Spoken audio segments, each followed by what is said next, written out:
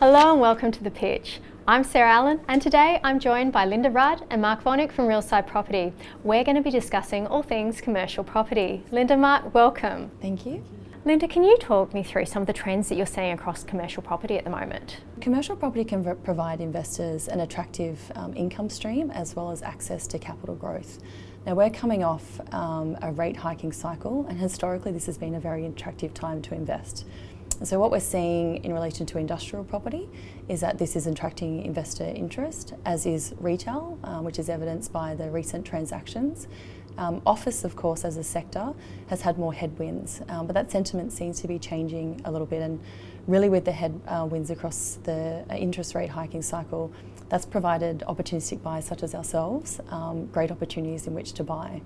But there's a story around flight to quality that's been playing out as well. And so the opportunities we look at, we're asset selective and they have to have a quality bias for us to review them. So Mark, there's been quite a few challenges in the construction industry. How's that affected the sector as a whole? Yeah, supply chain issues have been very challenging coming out of COVID, but we're seeing that stabilise right now. Labour retention has also been a challenge, and that is an ongoing challenge. We have a very tight labour market and maintaining access to good labour is really quite challenging across the whole sector. Regulatory challenges, so planning approvals take a long time, and so managing through those continue to cause some issues in some jurisdictions, some more than others. We've found with our vertically integrated industrial development business, Realside Invest, we've been able to manage that really well. So it's an experienced team that has produced really good outcomes for us. We've now got 15 projects on the go around the country, from a standing start in 2021.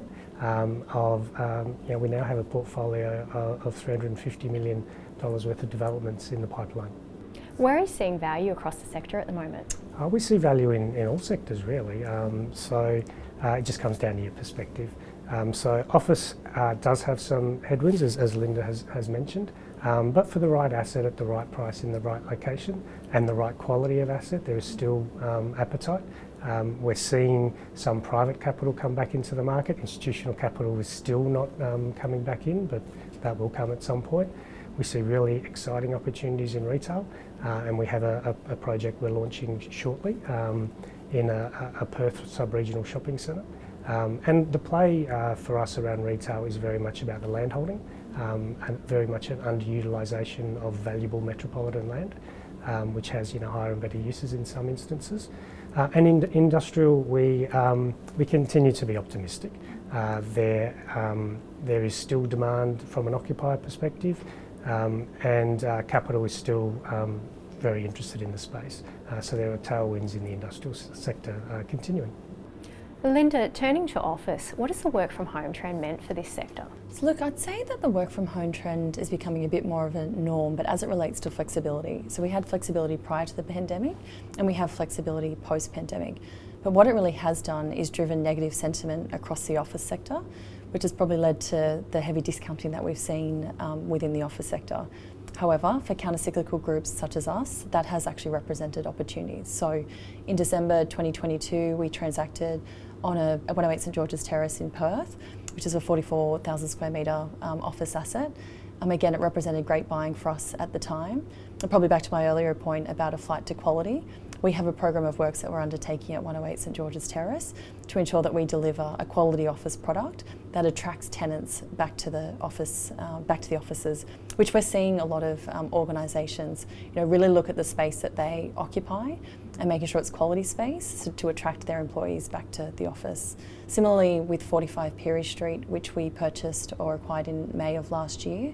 Again, that was an 80% vacant building in Adelaide, and an A-grade building with fantastic features, but we acquired it at a significant discount and are now spending $17 million to reposition and refurbish, again to make sure that we attract that business occupier and redesign the building so that businesses want to locate there, employees want to be there, and certainly as it relates to retail, because we look at doing this across all sectors, that customers or visitors want to visit and spend money. So Mark, there's been increasing talk about vacancies in warehouses on the industrial side. What's your experience with this been? The vacancy rate is still at historically low levels, so it's not something that we've been overly concerned about. There's been very strong rental growth in the sector, in some markets 30-40% rental growth. We see